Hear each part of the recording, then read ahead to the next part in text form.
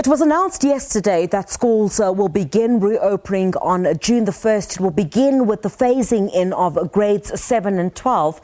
The availability of delivery of personal protective gear and the provision of water and sanitation facilities have been at the center of questions relating to whether schools are ready to reopen. And Mjapelo-Difo, a concerned mother, and her grade 12 son Tshepiso join me now via Skype. A very good evening to you both. Good evening. Thank you so much for joining us. And let me start with you. Let me get your thoughts, first of all, on the minister's announcement that your son, like other grade 12s, will be the first learners to be phased back into school from the 1st of June. We welcome the minister's speech, and we are really grateful that the interests of the children have been taken into account, that there is an opportunity that our children will be going back to school.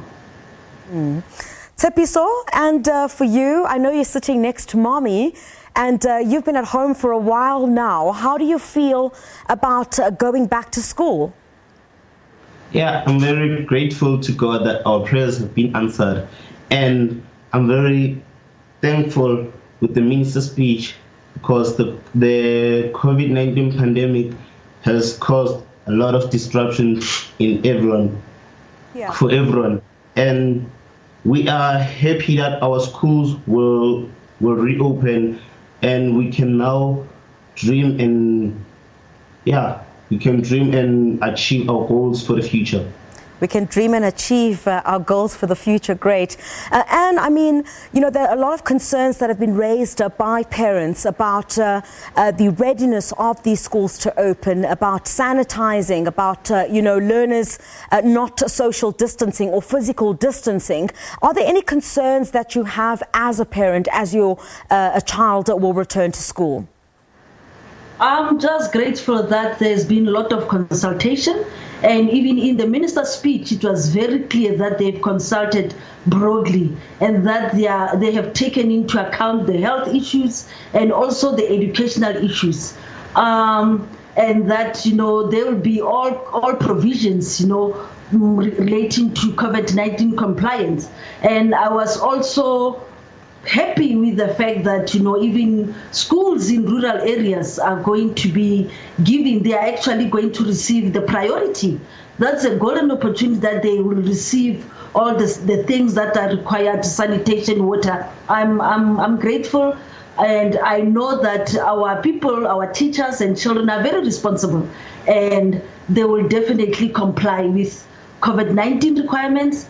And I always believe that even though we walk through the valley of death, the fear of death, the fear of COVID-19, we should not fear. We should always trust in God, knowing that we will overcome. And as South Africans, we will overcome the fear of COVID-19. And I'm just grateful the students are going back to school. And also, we are not doing it recklessly. We are doing it carefully and progressively, and all other learners will also come on board. And also, I'm grateful because also the 0 to 9, the preschoolers and the children and the special needs are also taken into account. The speech of the minister was the best. I like it, and I'm happy about it. All right, Tshepiso, just before we come to you, you would see that at the bottom of our screen for the viewers that we've got breaking news there. 7 people shot dead in KwaMakuta. And what we're seeing here is the shot in KwaMakuta township south of Durban. Police are on the scene. Details are to follow very shortly. Our Durban team will speak to Brigadier Jay Naika there in just a short moment. So breaking news will give you a lot more details regarding that just very shortly. 7 people shot dead in KwaMakuta. Let's return to our story again. Let's speak to Tshepiso. Tshepiso, have you heard from your school yet about any additional measures that will be taken into consideration as you return to school from the 1st of June? So far, no. I have not heard anything, but I'm ready, and I'm happy that we reopen soon. And thank you. It's really true. So were you studying during this particular period? Of course, nobody knew when the school gates would be opened again, but were you studying during this time? How were you trying to make sure that you stay abreast of what's happening with your school books? Yeah, I was studying a lot, and my mom here brought me tutors who helped me with everything. And I have all the past papers that I need for my exams for all the subjects. Everything is good. But it's a lot of work. And It's a lot of work.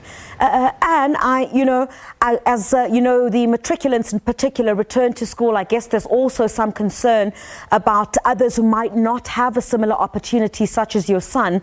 What other measures would you want to see the Department of Education put in place to ensure that while your son returns to school, there are many others like him, and each of them are able to remain safe within that school and as they return back to their different homes at the end of the school day?